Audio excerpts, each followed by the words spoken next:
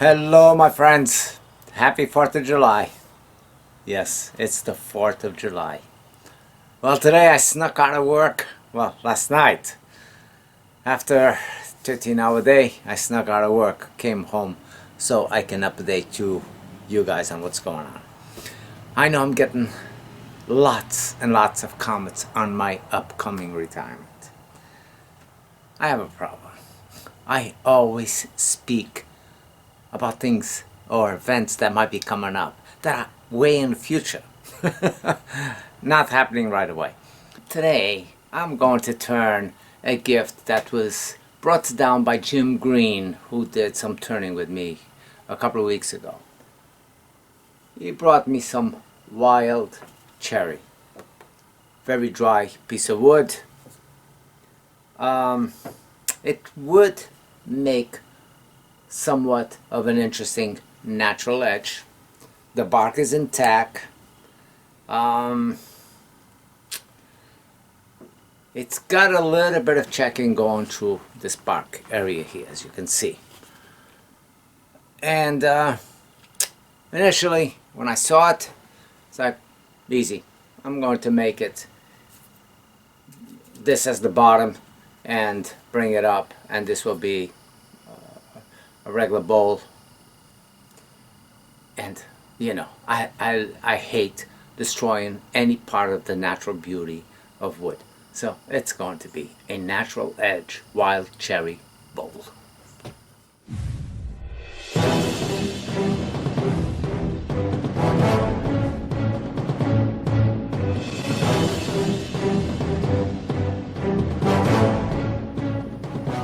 You in agreement with that? You know, I wish that I could somehow be live with you guys and say, what do you want me to make with it? Where do you think I should go with it? And get the senses or even a stricken idea of something a little bit different than what I might be thinking of, and we would go that route. But by the way, if the catamaran deal comes through on my quest and my retirement plans, who knows, maybe I'll be in your neck of the woods someday and have a chance to be over there long enough and maybe go to one of your clubs. And if you are interested in me doing a live presentation or something like that while I'm there, maybe that can be worked out. I don't know. It's too far in advance for me to make these type of plans, really. Anyway, back to the wild cherry. I know this is going to be a fun edit. Back to the wild cherry. And bark is up against the spur drive. And I got the live center in. I'm going to start it off with my Carlin Son 5/8 bowl gouge. Speed probably 500 RPM or so. Going to go through here, through some of this up, make a 10 and start rounding this off to the shape that I want roughly. Towards the top, and then flip it over and do the rest. You know, some of you say, oh wow, you make it look so easy. I don't mean to make it look easy, and I apologize if I make something look easy. I know that there's edit, and the edit also makes it look easier per se, but real time it takes me about 2 hours to do a turn.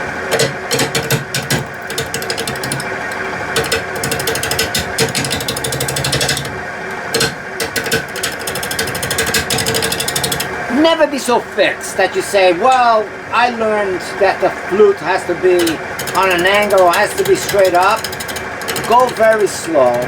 See what that flute is doing with your cards, how much kick you're getting out of it, and make a little adjustment, slight adjustment to your tool until it's behaving the best. When you feel that it's behaving the best, that's when you know exactly how that is being cut and how it's reacting. So make your adjustments accordingly. anybody say, well, you got to approach the wood in this way, or you got to approach it that way, or, you know, you got to do this as a approach. You got to find what's the sweet spot, or whether if it's your angle, whether if it's the speed, whether if it's how hard the wood is. Find it at first. Don't go in there like, boom, you know what's going to happen. No. Feel it out. Feel out the wood. See what it wants. See how it behaves. And then, by the time you get a little bit of cuts on there, then you can make the adjustment. Even if it means raising up your back end of your tree. As long as you don't do something too drastic that you don't know what's going to happen once you make that attachment.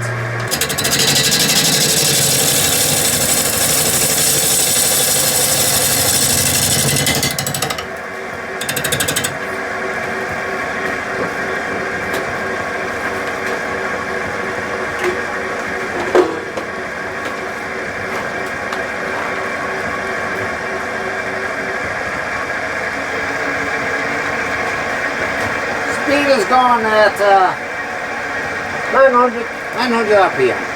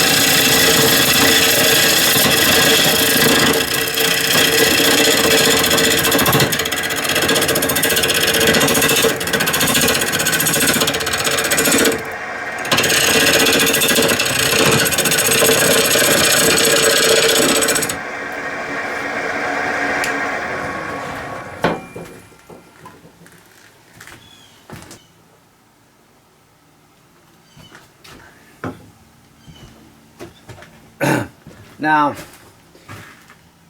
because this is going to be the bottom and the holes go towards the center, the wormholes are going to be there. If I did this as this is the top, I could eliminate all these wormholes basically. So it's a decision you have to make, whether if these type of things bother you or don't bother you. In my case, I'm gonna let them go, but I actually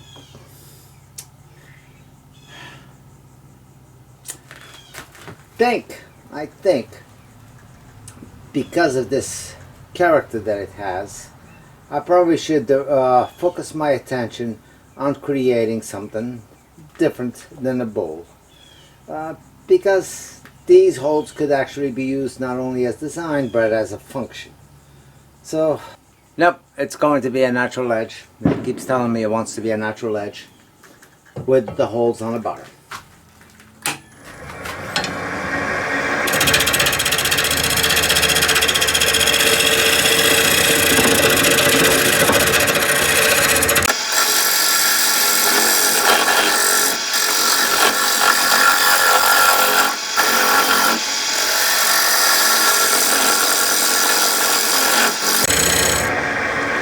So that's my tenon. And that will be the size of my base most likely.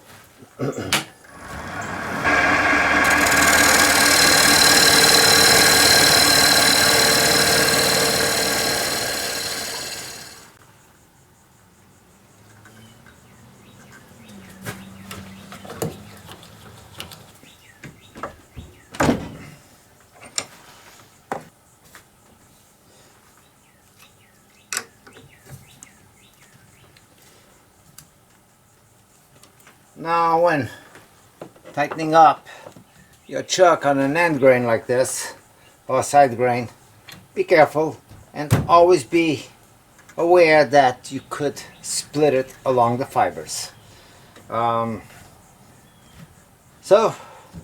I'm going to, since I put this on a chuck, I'm going to true it up one more time out here from the top down and start working on the inside. You know me, it's here, use it. That is the live center.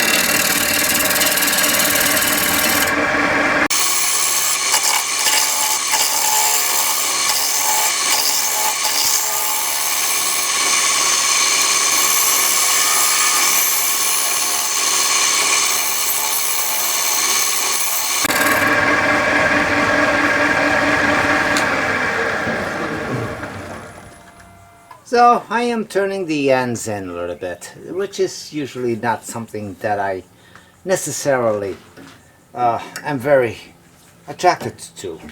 I generally like the wings coming out. But on this case, let me see exactly what I can gain out of it.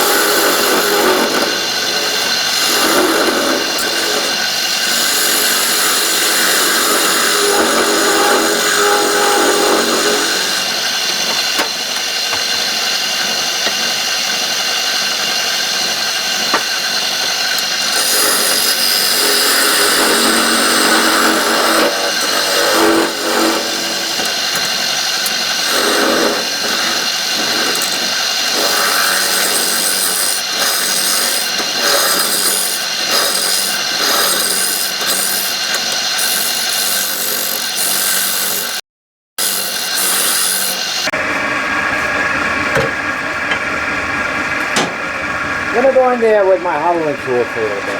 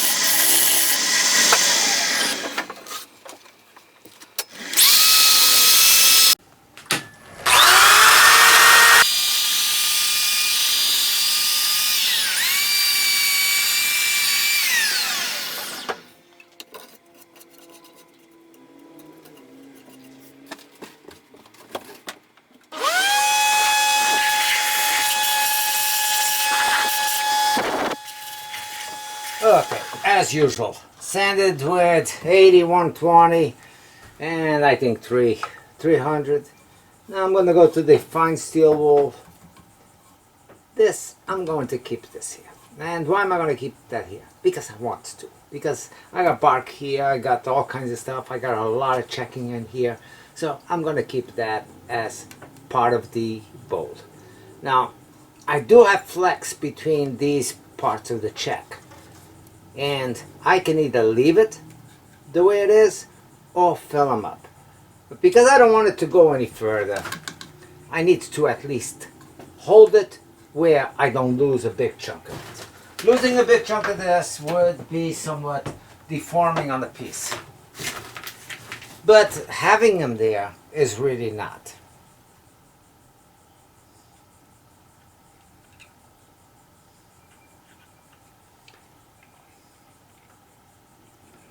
So just trying to keep them from going further. And this will do that.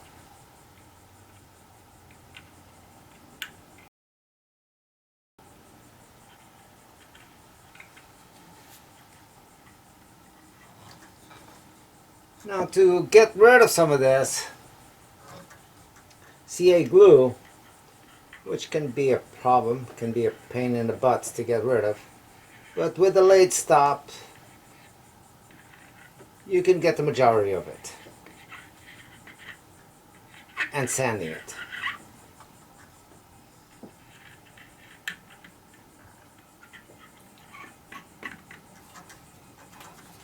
And that's it.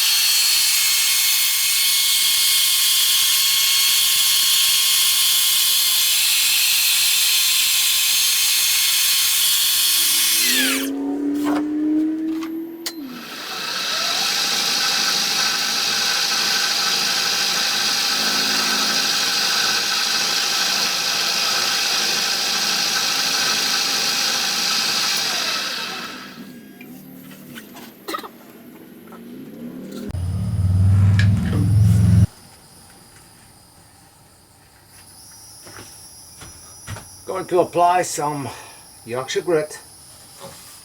Gonna buff it up with that and finish it up with OB shine juice.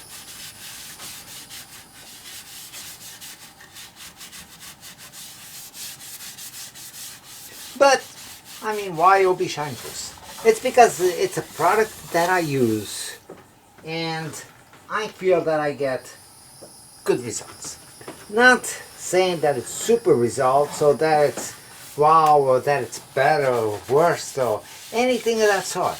But I do like it. I do like the way it comes up. I, don't fight it really all that much. It's not super sheen, but then again, I am not looking for super sheen. Occasionally I will do that. I will apply a couple more coats on it and I will get as high of a shine as idea wants to. You see some of my videos, you will see that I have produced some ultimate shine on some pieces, and some wood will react better than others. There's no question about it. You can apply it to some woods and your finish will always be somewhat of a blast, so you have to play with that. And you apply it to some other woods and as soon as you put it on, it's like, wow, that's nice. So it's not going to be the same from one piece to the other. Those stubborn ones that just don't seem to be taking as much of the shine, that's the ones that you really need to focus on a little bit more on your sanding. You cannot get away with sanding it to 320 and call it quits and expect it to be a luster. And like any other piece, even if you get a good luster and you continue sanding, well, it's going to keep on improving. So you know, so what I'm saying is it's to my taste. But the more you sand, of course, the better of a finish you're going to get. The more shine you're going to get. So if you are looking for that, then spend a little bit more time on your sanding applications. This is a pretty piece. And the wild cherry on this, the wild cherry will actually show off its natural beauty pretty quick.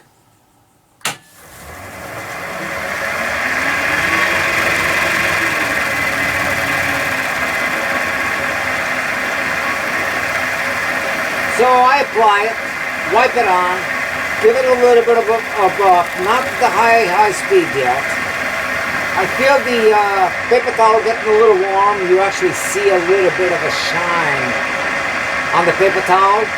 Apply a little bit more, and the piece starts like almost wanting to pull your paper towel in. It starts getting a little bit of a tack to it.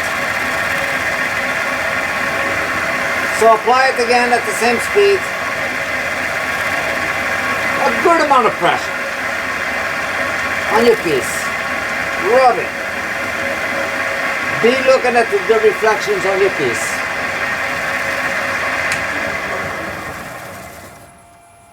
And that is really pretty. Really pretty. And I love these checks. So I don't mind this gouge here.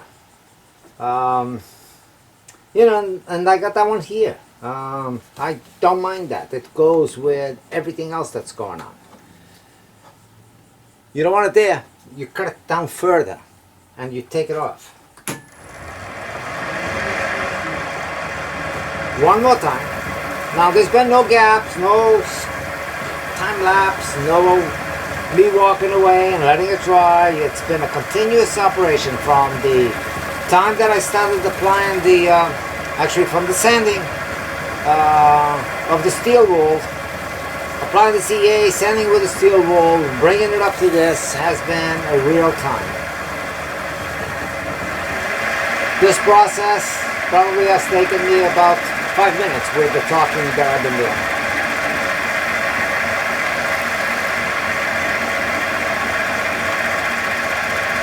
I'm constantly looking at the right reflections that are coming up behind me. So as I'm wiping, I'm seeing, get a good overall view of what I got.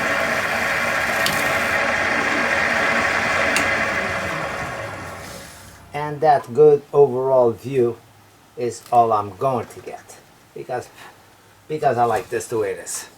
I'm going to sand the inside and do the same thing.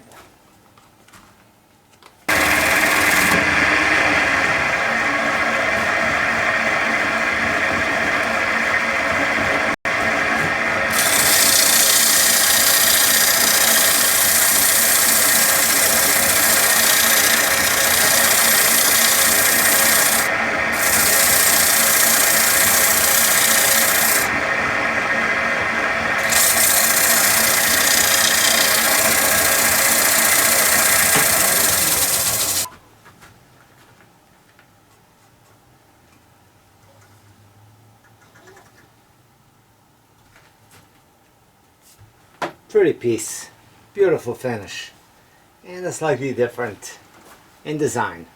The coloring, the bark coming down on these two ends.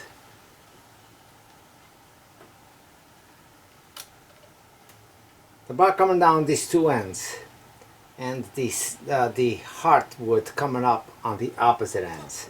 Really balances off this piece. Just beautiful. I couldn't have planned this any better if I tried. Not saying that this was planned exactly to the T, but the orientation on how it was going definitely made it happen. Just beautiful. Making sure that I caught the same amount of bark when I set up the piece right at the beginning was very crucial to end up with this design as well.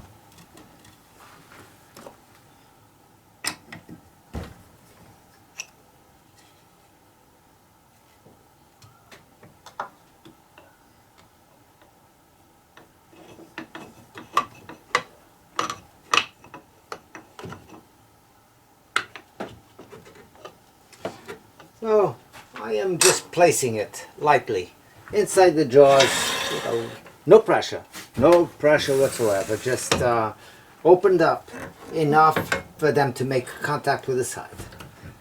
I am not relying on that to really hold this piece together. It is strictly a little guide,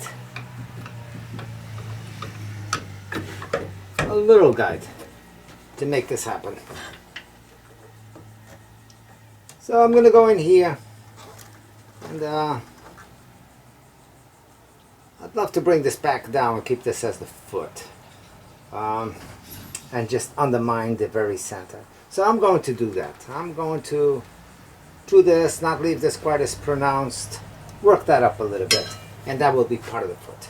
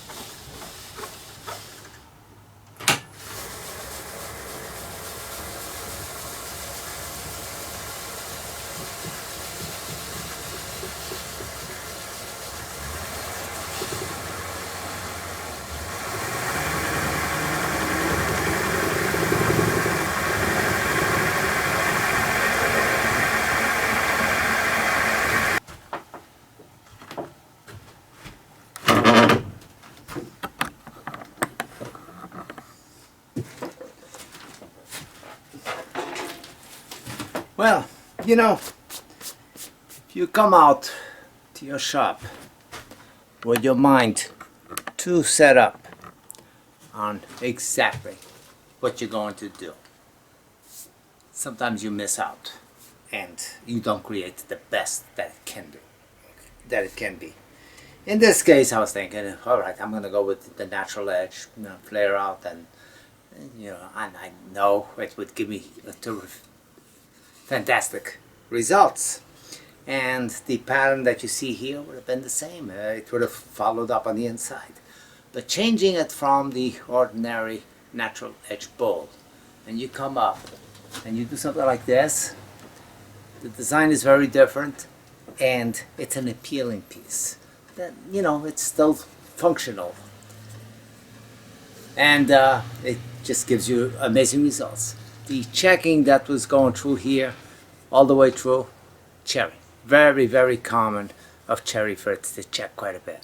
Anyway, that worked out beautiful, and the colors, the markings, the way it's divided up, just amazing piece.